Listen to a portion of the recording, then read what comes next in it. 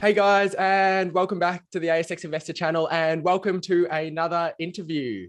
Today, we'll be diving back into the battery resources sector. We know that it is a sector that's getting a lot of interest recently, but a lot of the discussion has been surrounding lithium, graphite, copper, or cobalt. But we know that vanadium is actually potentially going to be a key resource. It's a fast-growing sector of vanadium use cases. And today, we'll be diving into the stories of Vanadium Resources. ASX VR8 owns one of the largest and highest grade resources for vanadium. We'll be unpacking the story with the executive chairman, Jurie Wessels. Jurie, it's great to have you join us on the channel, and we're looking forward to discussing what is an exciting resource and sector. Thank you very much for having me. It's good to tell your listeners about it as well. Thank you so much. I guess before we unpack the different use cases and the opportunity, maybe if we can just give that overview from a high level about who is Vanadium Resources and what role are you hoping to play into the supply chain moving forward? Right, so Vanadium Resources is an ASX listed company. It's got a project in South Africa in the Eastern Bushveld complex called Steelpoortdrift. And the company has a project that can be classified as the largest undeveloped, highest grade vanadium resource in the world. And that we do for a reason. It has got a 662 million ton resource, and it upgrades to 2.2% vanadium pentoxide in concentrate. And we are using only 12% of that resource for the first 25 years life of mine.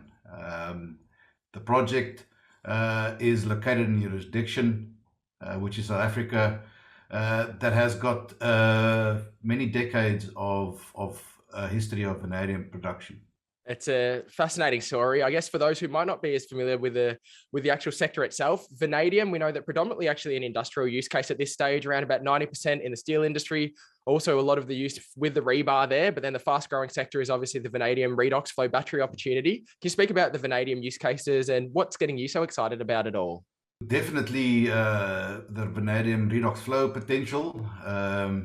If the world is going to need renewables, which it is, and if it's going to try to achieve its targets, some of these producers of motor vehicles set out to be only electrified by 2030.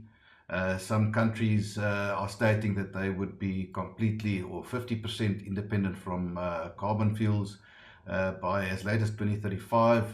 That means that energy has to be stored, and of all the battery technologies that are available currently in use, the vanadium technology is the one that works, and that comes from the four oxidation states of vanadium. So basically what it means is that the vanadium redox flow battery, as the name suggests, is a flow battery, and redox meaning it reduces and it oxidizes. So from the four states of oxidation, V2, it goes to V3 in the one tank, and the other tank it goes from O4 to V4 to V5. And that allows then electrolytes to flow, and also it's a elemental, a pure elemental chemistry. So it's only vanadium. It's not like zinc, bromide, or bromine, which is dependent on two elements, which creates other problems, particularly with relation to safety. It's not as expensive as lithium is at this stage. It's more renewable in the sense that it can be recycled far better than lithium. There's a lot of other benefits in vanadium that describes or makes it eloquent for the application of grid stability, and that's the one part of it that makes me excited about it. You can also see that in the demand curves. About a year ago, 1 to 2% of vanadium supply was taken up by vanadium redox flow batteries. Currently, it's anything between 3 and 5%, and it's expected to grow to 25% and beyond. So that's a very large element of vanadium. Then the second element is, of course, the alloy Steel alloys, specialist steel alloys element to that, where it's used in the aerospace industry. And then also in other specialist steels for the building of where buildings are no longer or shouldn't be no longer be built only with rebar and with concrete. It should be with glass and to be more environmentally friendly and steels, and that's where vanadium also comes in. And then secondly, or thirdly, lastly, it's still got its base case scenario, and that's rebar, which is the strengthening of steel. And that's set out to grow in any event. I see the World Steel Council has just projected that it will, despite the Ukrainian war and despite the last slowdown, it's still projected to grow by 2% this year. So steel is very much part of the base of vanadium demand still, but these other elements are giving it the uplift that it needs. It's a really fascinating dynamic, isn't it? Where you've got that volume use in the current stage, but then the fast growing sector. I guess sticking on that fast growing sector, talking about the battery uses itself at the moment, we know predominantly it's considered that grid scale or the large scale battery storage use. Do you think as we continue to see vanadium scale out, is that where the majority of the use will be for the vanadium redox flow batteries, or can you see other potential battery use cases as well? No, I think it's only, it would be in grid scale stability. It's not like lithium where it's got high density power applications. Zinc bromide has also got higher density power applications, therefore could be used in home applications, although there's some question marks about the safety of it due to dendrites forming because of its chemistry. But yeah, I think there's more than enough space for vanadium with the amounts of energy that needs to be stored due to the cyclical use of energy by us humans and the various forms of renewable energy not necessarily conforming with those cycles. That needs to then be stored. So yeah, no, definitely large-scale batteries, but also neighborhood scale. It doesn't have to be national grid scale. It can be neighborhood scale. But the nice thing about vanadium, it can be upscaled. It's modular. You can upscale it from 50 megawatt hours to 800 megawatt hours. It's anything you like. It just depends how big you make the two containers that contain the analyte and the catalyte. As we can see, the demand will definitely be there, to say the least, as we're seeing the renewable rollout happen. I'd love just to now, that brings us towards Steelportdrift, the project that you've got your hands on. As you mentioned, one of the largest and highest grade resources in the world. It's got an easy to mine ore body as well for low OPEX. Can you just give us that overview about what Steelportdrift is and why you're so fascinated about it as a project? Right, so we completed a PFS last year in June. Excuse me. And that produced some phenomenal numbers. Firstly, a $1.2 billion NPV post-tax, 45% IRR, and some significant numbers with respect to the capex. The $200 million capex, which are significantly lower than any of our aspirant producers, fellow aspirant producers, and then also operational expenditure number that is what we could see the lowest in the industry. So why is that the case? There are a number of factors that contributes to that. As you said, the ore body. Firstly, the ore body has got two factors. It's got a very low stripping ratio using less yellow machinery. It's got a 1-to-1 stripping ratio over the first 25 years life of mine. In fact, probably more. We just constrained it to 25 years because there's no point in doing a PFS that goes beyond it. It's over 12% of the resource, as I mentioned. And then secondly, it concentrates to a very high grade, the second highest grade in the world currently, as we see it, which means that we are getting more product out from the SRL, the salt roast process, than one would have if you have a lower grade.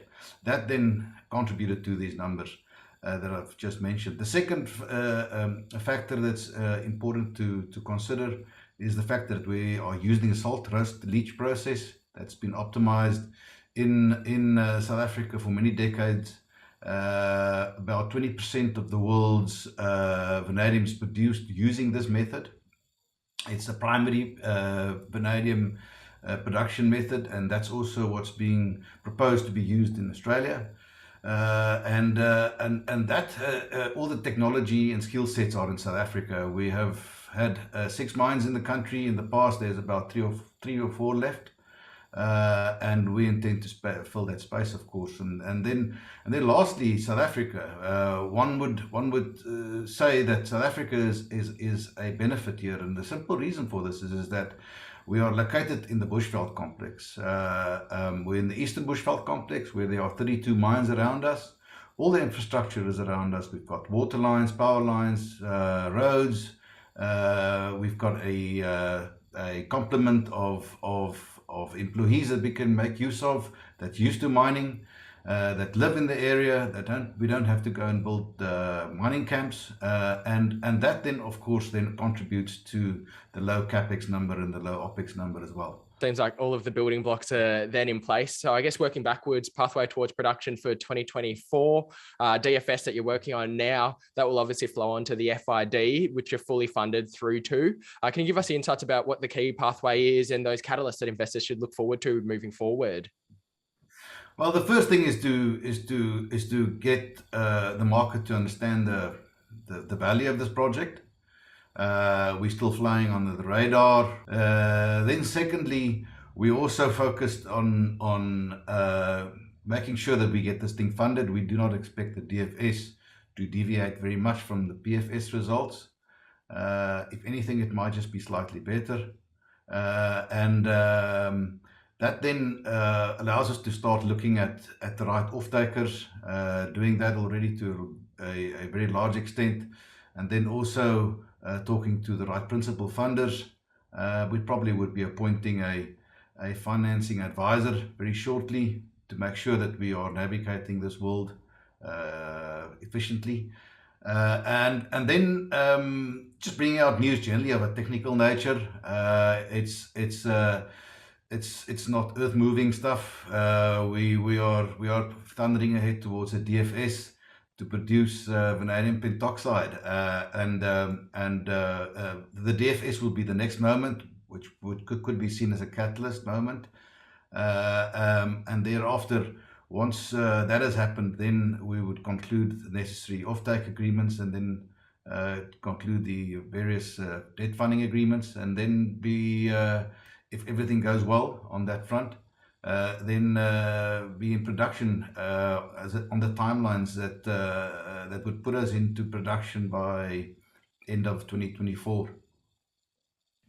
It's an exciting time. I know that throughout this conversation, we've had it laid in a little bit, but I'd love just to ask you the outlook on the vanadium market itself. How are you seeing the supply and demand dynamics playing out? And what do you think for that forecast moving forward it looks like? I think it's going to continue to have upward pressure. Vanadium has changed considerably since its days that it was only the non-sexy rebar application where it gave ductility to steel. It's definitely moved into, it's one of the foremost green energy metals, plays a very significant role in that, especially as I mentioned to you on the grid scale applications, which is critical for this. And I think that would put upward pressure on it, on the pricing environment, also on the demand for vanadium. And the danger, of course, is that it starts to do what lithium has done, which is running a bit away from its applications. But that can be easily provided for by a large resource like we do have. We're using 12% of the resource. We can upscale easily if we want to, from 12,500 tons vanadium pentoxide to 18,500 tons or more. And that might just fulfill that market side of things as well. The market would definitely need, as I see it, and everybody else would make up their minds on this, but the market would need a very large producer of vanadium very shortly, in my view. It's fair to say you've seen the evolution of the market over the many years that you've been within the industry. I'd love to ask you then, so you've got your hands on the resource. As you mentioned, the sector's running hot and it looks like demand's only going to continue to grow. Any final reflections that you had for current shareholders of the ASX VR8 story, or those who might be looking and learning about vanadium resources? Well, the whole story is do your own research, isn't it? There's plenty of material on the internet on vanadium. You'll see my optimism reflected in that.